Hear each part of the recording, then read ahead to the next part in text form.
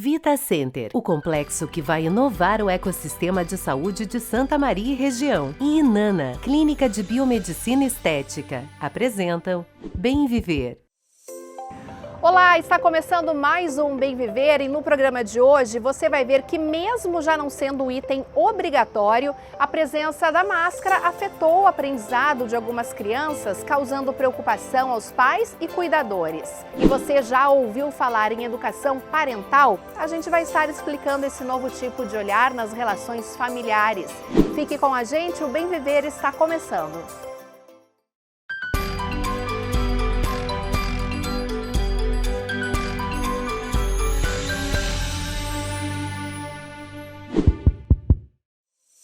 O uso de máscaras entrou na nossa rotina por causa da pandemia e ainda é a principal forma de prevenção contra a Covid-19. Mesmo já não sendo item obrigatório, a presença da máscara afetou o aprendizado de algumas crianças, causando assim preocupação aos pais e cuidadores. O Bem Viver conversou com a fonoaudióloga e doutora em educação Luísa Yuhen, que trouxe informações sobre este tema. Bom, falar sobre a pandemia e aprendizado, acredito que sim, principalmente o isolamento gerado, necessário em função da pandemia, foi o que mais interferiu na aprendizagem das crianças. A alfabetização ela tem um fim especial, que é a gente se comunicar através da escrita, seja a leitura, seja a escrita propriamente dita, Só que este fim, ele precisa de uma motivação. E essa motivação ela depende muito da interação das pessoas, A gente precisa ter o porquê escrever, o porquê falar, o porquê ler, O porquê se fazer entender, E esse se fazer entender depende muito desse ambiente escolar, de crianças que estejam em contato com outras crianças que talvez não entendam qualquer forma de falar. Então a criança precisa melhorar a sua maneira de falar para ser entendida, coisa que muitas vezes não acontece em casa. Muitas vezes em casa é um ambiente super tranquilo, seguro, em que os pais ou avós entendem, e pior, ambientes que muitas vezes não precisa falar, porque não tem com quem falar. A criança nessa função de pandemia muitas vezes ficou sozinha, em frente à tela, computador. Então sim, teve um impacto importante, levando muitas crianças a buscar, muitas famílias a buscarem os consultórios fonoaudiológicos em função dos problemas vistos, apresentados na escola, em função da pandemia. Muito mais o isolamento do que o uso da máscara propriamente dito, como um fator prejudicial para o desenvolvimento emocional da criança. Só que a máscara sim, ela tem um impacto principalmente para crianças que não têm outras oportunidades de interação, de contato com textos, contatos com outras crianças, inclusive, que não a escola, que são as crianças que são as menos favorecidas, economicamente, e que não têm esse acesso à escolinha de música, por exemplo, aula de dança, e livros, a presença de pai e mãe lendo em casa. Então, realmente, a máscara, nesses casos, em que a criança vai para a escola pela primeira vez, ela teria acesso a essas oportunidades, ela vai ter acesso a essas oportunidades com um anteparo que é a máscara. Então, vai ter um anteparo que vai prejudicar a chegada do som no ouvidinho dela, porque esse som chega distorcido, a própria percepção visual, a leitura labial. Queira ou não, a gente faz essa leitura labial, quando a gente está escutando. Porque a criança, quando está no início do processo de alfabetização, ela faz conjecturas, ela faz aproximações entre aquilo que ela escuta e aquilo que ela enxerga.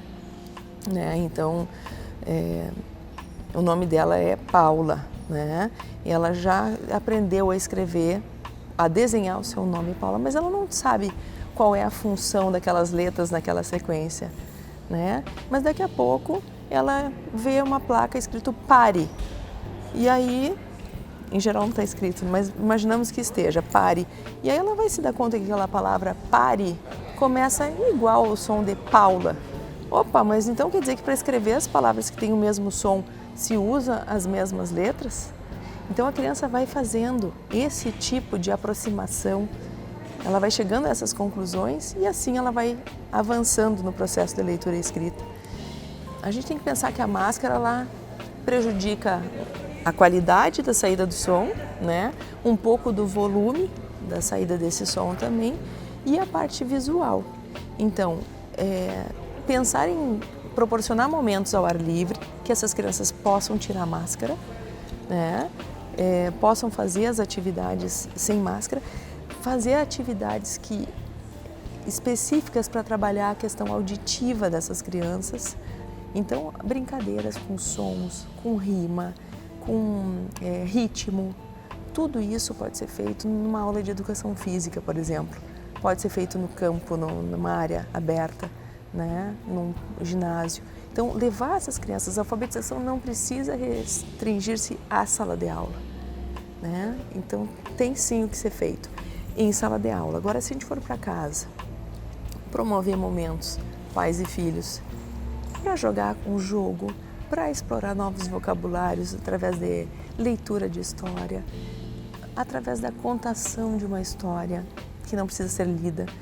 Me ocorre também o tempo ligado aos eletrônicos, né, que nós estamos. A gente não se dá conta, e eu tenho 2 filhos também, e às vezes eu estou exigindo que eles desliguem o eletrônico, mas eu estou com o meu celular ligado quase todo o tempo, assim, e eles notam, né, o quanto eu estou ligada ao celular. Então, assim, ter um momento da família, de cada um colocar o seu celular numa caixinha, numa bandeja e conversar, brincar, desenhar, pintar, pegar uma massinha de modelar e ver o que acontece, né? Fazer essa interação, compensar essa falta de interação que está acontecendo na infância das crianças, por não poder ter esse contato tão próximo, e fazer em casa. Assim, uma criança que parece desatenta em sala de aula, pequenininha, né? E eu não estou falando lá com 6 anos, 7, antes disso, já é um sinal de alerta. Essa criança, e às vezes é muito simples, às vezes não é nada muito complicado. Pode ser sim, né, um problema mais sério, mas não, às vezes é um problema respiratório. E isso é algo que a melhor ajuda que um professor pode dar numa situação dessas é detectar e avisar. Olha, eu observo que fulaninho está desatento. E eu observo também que ele fica muito tempo com a boquinha aberta. Por quê? Porque ela não está respirando bem pelo nariz. E a criança que não respira bem pelo nariz, ela tem uma série de consequências que pode durar para a vida inteira se não for tratado. Então, a presença, aí nesse caso, antes de ir para a fonoaudióloga, tem que ir para um otorrino. O que se vê? Se vê se essa criança está com uma obstrução no narizinho, por adenoides, por amígdalas, né? Em geral, aqui em Santa Maria, eu já morei em São Paulo, minha especialização fiz lá, e a gente não via lá tantos casos de problema respiratório, apesar da poluição, como em Santa Maria, que provavelmente se dê pela mudança de temperatura, né, nosso clima. Então, é comum isso aqui. Então, a gente precisa estar atento. Tem tratamentos muito eficazes, né? Outra questão é a questão auditiva, né? Então, observar se essa criança ela é a última a notar quando o professor chama, né? Se ela pede muitas vezes por repetição, né? Com o quê? Esses são os sinais. Ou se ela vira sempre a cabecinha para ouvir, pode ser que ela esteja mostrando que ouve mais de um lado do que do outro. Então, e a outra questão é visual, né? Mas voltando ainda à audição, nem sempre uma criança que tem dificuldade para ouvir, ela tem uma perda auditiva. Às vezes ela tem audição em níveis normais, só que ela tem uma dificuldade de processar aquele som que ela escuta. Então, é uma questão do cérebro que não se desenvolveu bem ainda, então não é algo a preocupar pai e mãe, um problema de processamento auditivo, mas às vezes é uma demora no desenvolvimento. E para isso também tem trabalho específico a ser feito, né, em que a criança vai aprender a distinguir melhor os sons, a localizar de onde vem um som, a prestar atenção em um som em detrimento de outros, em ambiente muito ruidoso, Por que acontece? A criança que tem dificuldade de processamento auditivo, se tem um cachorro latindo e a professora falando, já é muito mais interessante o cachorro latindo. Por mais que ela saiba que a professora é importante, ela não vai conseguir dar a atenção merecida, em função dessa dificuldade de identificar o que é figura e o que é fundo ali, né? Então, a discriminação dos sons, por exemplo, a criança que não consegue discriminar um som, diferenciar um som de outro, não vai saber com que letra se escreve faca ou vaca, é com F ou com V, é com P ou B, batata, patada, como é que se escreve, né? Então, são algumas questões assim que a gente já começa a observar e tem como ser incentivado, trabalhado isso muito cedo, e todas as crianças se beneficiam de um trabalho nesse sentido. Então, a rima, a localização do som, brinquedos simples como caixinhas de iogurte com potinhos de iogurte fechadinho com grãos dentro para achar quais que têm o mesmo som, né? Um jogo de memória, por exemplo, só que em vez de ter que olhar, você tem que mexer e aí tu vai saber qual que tem o mesmo som que o outro. Então são coisas simples que dá para se fazer, dá para fazer em casa inclusive. Já vai ser uma maneira de tirar a criança da frente do eletrônico, né? E assim vai estar estimulando para que ela tenha uma comunicação melhor, uma alfabetização melhor. Obrigada, Luísa, pelas informações e sobre um tema tão importante que os pais precisam ficar atentos. A gente segue falando sobre educação, porque educar uma criança não é algo simples. Exige carinho, dedicação, paciência e muito amor. Você já ouviu falar em educação respeitosa? A repórter Vitória Paris entrevistou uma mãe aqui de Santa Maria que hoje vive com a família no Rio de Janeiro e que descobriu a maternidade, a educação parental. Com isso, passou a compartilhar os ensinamentos e a rotina das crianças nas redes sociais. Conexão, comunicação e cooperação.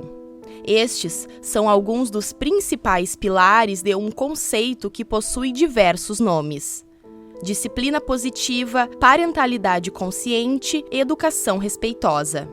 Independente da escolha, todos estes conceitos focam em proporcionar uma educação saudável para os pequenos e quebrar ciclos que podem causar traumas. Isabelle Prates, de 25 anos, nasceu e viveu a maior parte da vida em Santa Maria, onde conheceu Henrique Araújo, de 27 anos. A jovem engravidou 2 vezes enquanto cursava odontologia na Universidade Federal de Santa Maria. Helena, hoje com 5 anos de idade, foi a primogênita, provocando grandes mudanças na vida de Isabelle. Durante a segunda gestação, muitos fatores foram importantes para a escolha, mas ao perceber que a relação com a Helena não estava indo bem, ela decidiu reformular a forma de ensinar. Aconteceram vários episódios em que eu percebia que a Lelê, que era muito pequenininha, que ela tinha ali seu 1 ano e meio e tal, acabava se distanciando de mim e procurando outra pessoa para buscar esse acolhimento que ela precisava nos momentos em que ela estava chorando ou tendo uma crise de birra, de raiva, enfim. E eu não queria que fosse dessa forma. Eu sempre sonhei em poder ser muito amiga das minhas filhas, em que elas pudessem contar comigo e contar as coisas para mim, não para que eu fique sabendo da vida delas, mas para que realmente eu possa ajudar. A partir disso, a mãe das 2 pequenas deu início aos estudos sobre a importância de estabelecer uma relação positiva com as crianças e começou a compartilhar a vida nas redes sociais. Com a chegada da pandemia, ela saiu do emprego e ficou em casa com as meninas, compartilhando todos os momentos durante a quarentena.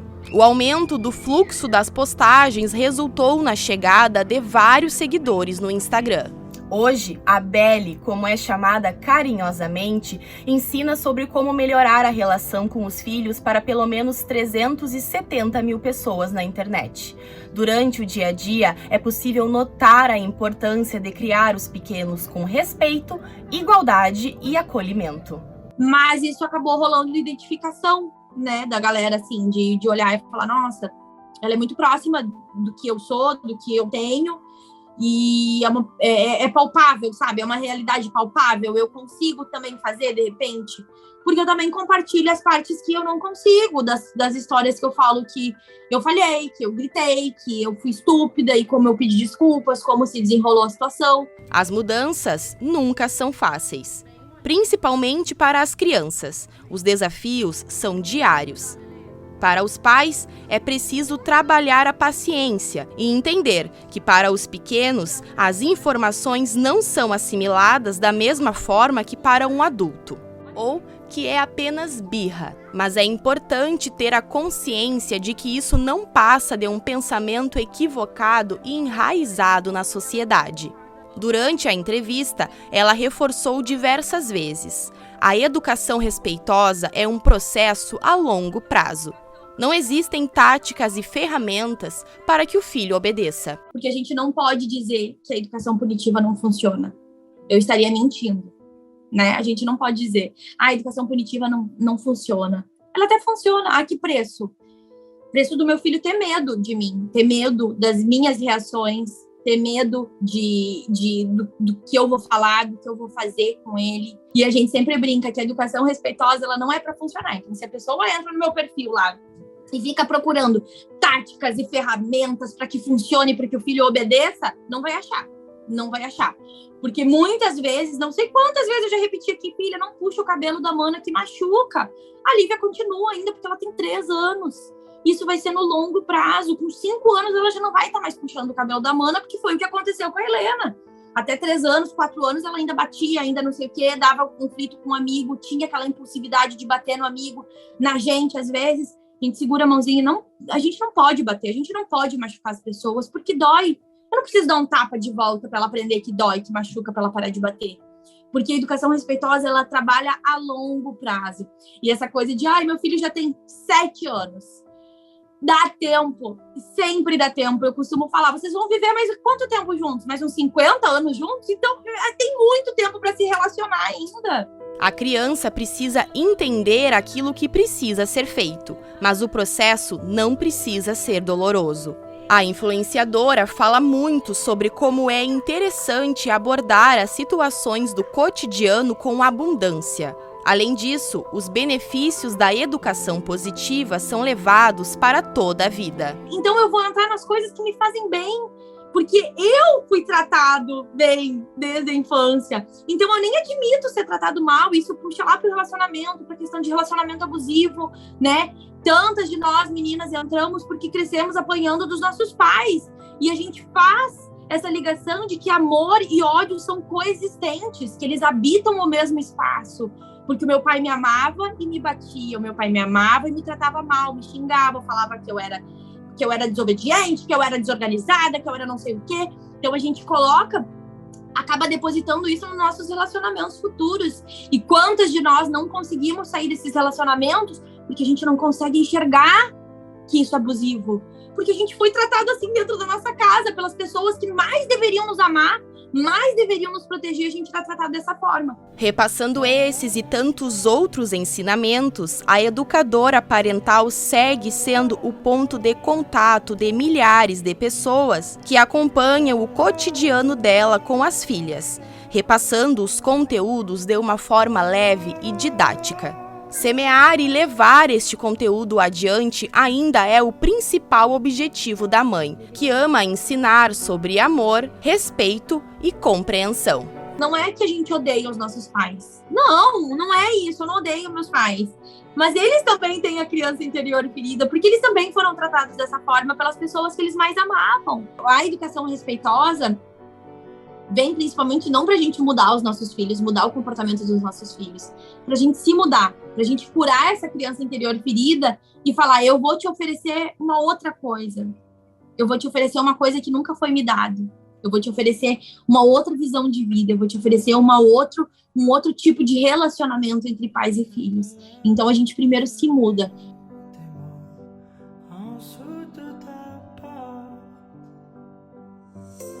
E o Bem Viver vai agora para o intervalo, mas na volta a gente segue ainda falando sobre esse tema. Você vai conferir então antes do intervalo uma dica da clínica Inanna sobre beleza. Acompanhe. Você sabe qual é o formato dos seus lábios? Saiba que o preenchimento labial é para harmonizar os lábios e deixá-los mais belos, sem exageros.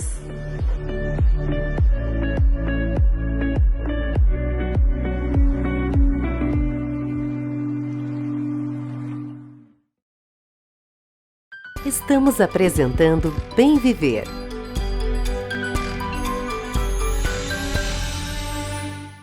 O programa Meu Pet é Pop vai ao ar todos os sábados, comigo, Diogo Brondani, e com Maria Fernanda Matos. O programa que abre espaço para os bichinhos de estimação é a partir das 3 horas da tarde, na TV Diário e Rádio CDN. Você não pode perder. A Clínica Inanna dispõe de emagrecimento biortomolecular. Através do reequilíbrio químico do organismo e da associação de terapias injetáveis, podemos acelerar o metabolismo e ter um emagrecimento saudável.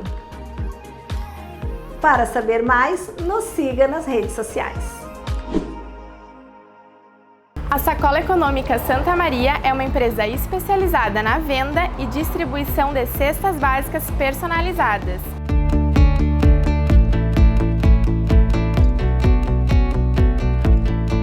Há mais de 5 anos, a empresa familiar oferta alimentos e materiais de limpeza para pessoas físicas e jurídicas. Você ainda pode vir retirar na loja e mais, garantir preços especiais para doações. Confira as ofertas pelas redes sociais. Sacola Econômica Santa Maria. Bom para o seu bolso, bom para a sua família.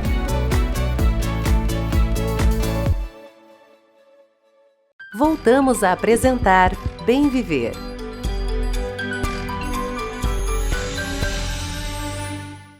Estamos de volta com o Bem Viver para falar sobre um assunto muito importante ainda, a educação das crianças. Se antes a criação dos filhos era feita de forma intuitiva, hoje é possível contar com a ajuda de um educador parental nessa desafiadora tarefa de educar as crianças. O papel desse profissional é fundamental para orientar os pais a construir um vínculo saudável com os filhos e manter a família ainda mais conectada. Eu acredito que hoje a educação parental é imprescindível, porque os adultos, né, de hoje receberam uma educação muito autoritária, punitiva, e hoje as evidências, né, científicas mostram o quanto a punição, o quanto essa relação autoritária não é bom para essa relação. As evidências, né, científicas mostram os malefícios que isso causa, né, no cérebro da criança, né, da criança que está em desenvolvimento, né? E eu acredito muito que a gente, enquanto mãe, enquanto pai, enquanto cuidador, a gente deve estabelecer uma relação com respeito com as crianças. O que eu acredito que a educação autoritária, ela não tem isso, porque a obediência, o autoritarismo, ele é uma coisa imposta pelo adulto, né? Então, assim, a criança faz o que eu quero, na hora que eu quero, do jeito que eu quero. E isso não é uma relação, né, de respeito, é uma relação de submissão. Quando a gente estabelece uma relação horizontal com os nossos filhos, a gente respeita eles e eles nos respeitam. E aí é uma relação muito mais tranquila e muito mais, né, saudável. E com isso, a gente está ensinando para as crianças que na vida adulta elas devem exigir uma relação, né, baseada, né, no respeito. Então, às vezes, os pais exigem das crianças competências, capacidades, habilidades que eles ainda não têm, né, desenvolvidos. Um exemplo bem básico é a questão, né, da birra. O que é a birra? É a criança que está tendo aquela explosão emocional e não está sabendo lidar com aqueles sentimentos. E o que o adulto deve fazer? Acolher aquela criança, né? Então, assim, um exemplo bem típico, né? A criança vai ao mercado com a família e ela quer um doce, né? Se atira, né, no chão e eu quero. E o que eu devo, né, fazer? Acolher. Eu entendo que tu quer muito esse doce, eu vejo o quanto tu está triste, o quanto tu está, né, frustrado, mas hoje a gente não vai comprar doce. Abraça aquela criança, valida o sentimento dela, porque realmente ela está triste, ela está revoltada, ela está frustrada. Então, a criança, nessa fase, ela não tem o córtex pré-frontal. Então, ela não consegue, né, pensar de forma racional. Eu quero o chocolate, mas a minha mãe, ela não vai, né, me dar hoje. Ok, não, ela não consegue, né, fazer isso. E muitas vezes, quando a criança tem, né, uma birra ou um mau comportamento, os adultos vão lá e punem aquela criança, né? É punição, é castigo, é grito. Mas cabe a nós, enquanto adultos, enquanto responsáveis, enquanto seres com um cérebro totalmente, né, maduro, ajudar aquela criança a lidar com esse sentimento. A gente fazendo isso, a gente validando, acolhendo aquela, né, criança, e depois que passa esse momento, né, da birra, a gente ter uma conversa, isso a gente está ensinando inteligência emocional, que é saber lidar com os sentimentos, e além disso, a gente está estimulando o desenvolvimento cerebral, né, daquela criança. A gente, enquanto pai, enquanto mãe, a gente está estabelecendo uma relação com a criança, e essa relação é a referência de relação que essa criança vai procurar lá na vida adulta. Então, é muito importante, é imprescindível que a gente tenha uma relação com respeito, com amor, com empatia. E também entendo que hoje, às vezes, né, os pais, né, trabalham, é uma correria, né? Então, é preciso, sim, ter ajuda de um profissional que possa olhar para essa relação, né, no contexto familiar e entender as dificuldades, os desafios que os pais vêm encontrando. Outro aspecto bem importante é que todo comportamento é comunicação. A criança não tem condições neurológicas para comunicar verbalmente o que está, né, sentindo, o que está acontecendo. Então, muitas vezes, ela vai, né, fazer isso através de comportamentos. E aí eu sempre digo, né, que todo mau comportamento, todo comportamento inadequado ou comportamento desafiador que os pais encontram é uma necessidade não atendida, né? Então, cabe ao adulto, ao pai, à mãe, ao cuidador, né, principal, ter esse olhar investigativo e olhar, né, para aquela criança para entender o que ela está, né, precisando. E cada criança é única, assim como cada pessoa é única. Então, assim, tem crianças que vão ter uma necessidade mais, né, de movimento, né, que tem essa energia, né? Então, assim, a criança, né, que tem essa necessidade, né, de se movimentar mais, né, de ter esse gasto energético, se ela fica o dia todo em casa, ou se ela vai, né, na escola, né, um turno, aí outro dia ela fica em casa e não tem esse gasto energético, ao final, né, do dia, ela vai expressar isso. Então, ela vai estar mais irritada, ela vai estar mais inquieta, ansiosa, né? Então, cabe aos pais ter esse olhar atento, esse olhar investigativo para as necessidades dos seus filhos. E o Bem Viver de hoje vai ficando por aqui. Espero que você tenha gostado com tanta informação, tanta coisa importante para sua família, para você e para você cuidar sempre muito bem da sua saúde. Você pode continuar nos acompanhando através das nossas redes sociais, aqui na TV Diário e também através do app do Diário, onde você confere as principais reportagens e principais programas. Eu desejo uma ótima semana para você com muito Bem Viver e a gente se encontra no próximo programa. Até lá!